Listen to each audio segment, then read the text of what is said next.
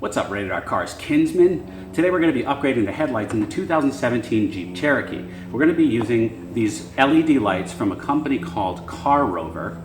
Now, firstly, I want to say that this is a limited edition Cherokee, so the headlights that they have already are bright lights. They're xenon headlights. Well, these guys at Rover claim that their headlights are 150% brighter than the ones I have in the car. So of course Radar Cars is going to put that claim to the test and also show you how to install these. Quickly, what you're going to need for this install is a socket set, or if you're lazy like me, you're going to want to use an electric socket. You're going to need a 5/16 socket, and what I use here is a right angle tool. I'll put a bunch of links to these tools in the descriptions below for Amazon, but basically this just lets you get in there at an angle and take out your bolts. I'm also using this trim removal tool. You also might find this useful. This is a magnetic light to pop in there to help you see what you're doing. That's it, let's dive in. You have to take off these nuts here, here, and here. You have to pull back this plastic mud protector and access the lights right here. Now, some guys recommend turning in the front tire before you do this to get a little bit of extra room. So I'm going to show you how much room that gives you. And I'm going to turn the wheel in. Now, it does give you a little bit of extra elbow room here, so you might want to do that. I'm also using a lift. You don't have to use a lift for this, but it is useful. I'm using a quick jack system. I've done a review on that, and I'll put it in the description below. So first, we're going to take out these bolts here, here, and here. And then we'll just use the trim removal tool to pull back this mud guard. Now we'll just get in there with the trim remover. Don't be shy to just pry these apart. You're going to want to hold this back. I'm not going to remove it fully because you don't really need to. So I'm going to pull it off to right to about back here, a little bit past the mid wheel well. One trick is to hold the mud guard back with a bungee cord, but I'm not going to do that. I'm just going to hold that in my way.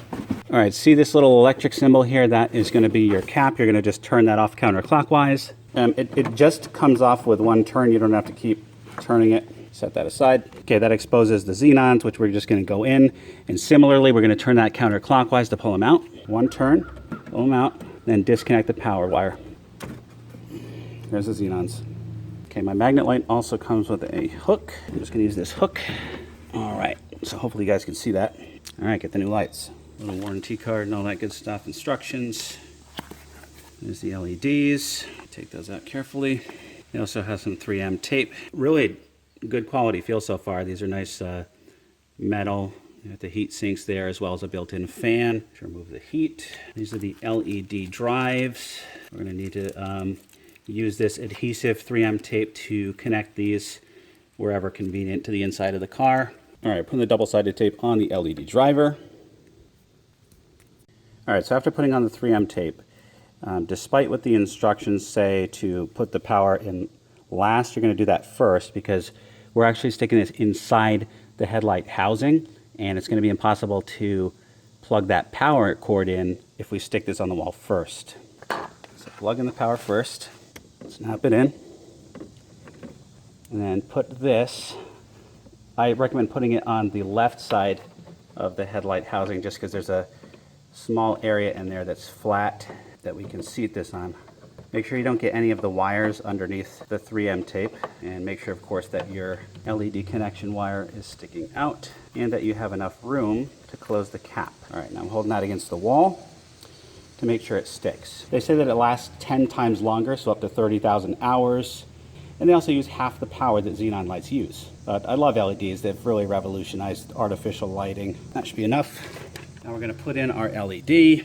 All right, so you basically just align to the teeth there. The wire is sort of going to be facing towards the bottom, but on the right side. Get your teeth connected and then turn it once to the right. And when you do that, your wire is going to be facing straight down. Now we're going to connect this wire to the LED driver wire. You're going to need to use two hands for this.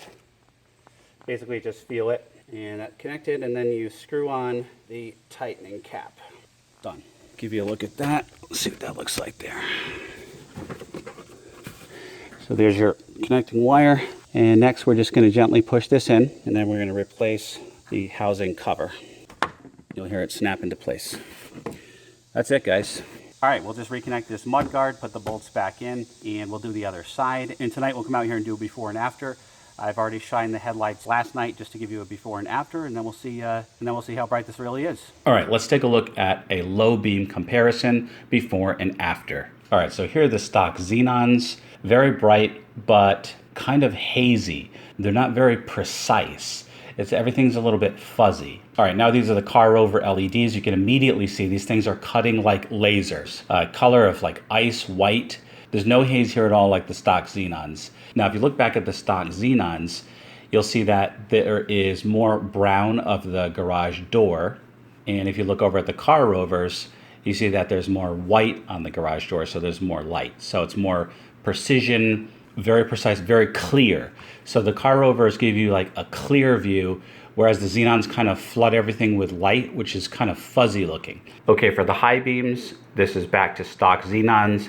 You can see that that fuzziness has returned, and you can see that there's two concentrated areas where the headlights are hitting the garage door.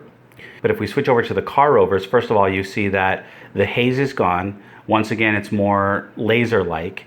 Everything is very clear, and there's less of two focal points, and more of the entire garage door is illuminated in clean light. Back to the xenons, kind of hazy, kind of just the brightest parts are very small, as you can see right there. And then when we go back to the car Rovers, instead of having like two small points that are bright, the entire area is lit up with a clear light. All right, guys, the proof is in the pudding. It's brighter, much brighter. So if it's brighter, lasts 10 times longer, and uses up half the energy, I really can't recommend these more. Again, I got these from Car Rover, and their claims were true. Really solid build quality. Went in flawlessly. It matched the OEM light housing very well. Yeah, I mean, that's it. Just look at the... I love when all I need for the review is a before and after picture.